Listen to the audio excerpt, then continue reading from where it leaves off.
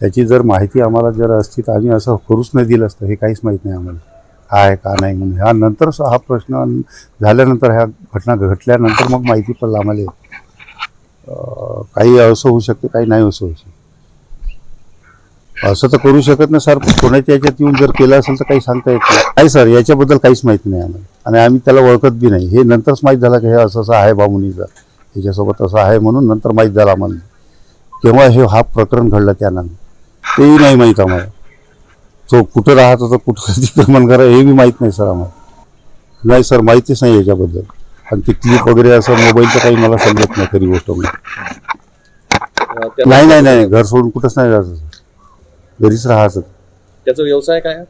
व्यवसाय चिकनचं होतं सर. माझाच धंदा आहे चिकनचा.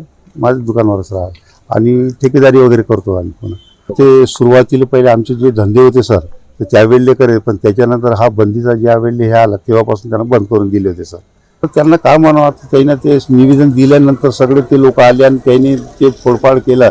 तर त्याच्याबद्दल आपण काय म्हणावं. आमच्या गावात तर कधी सर असं झालेलं नाही आहे आणि आमच्या गावात असं वातावरणही कधी नाही झालेलं, जातीवाद नाही कधी झालेला आहे. माझी वय एवढी आता 64 वर्षात जाईल, पण कधी मी असं पाहिलेलं आहे. आणि मी सगळ्यासोबत लोकांसोबत सगळं राहतो.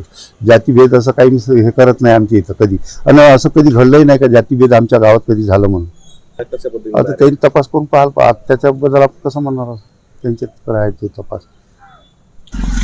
असं तर होऊ शकत नाही सर, कारण की तो घर सोडून गेलाच नाही तर मग मी कसं म्हणून.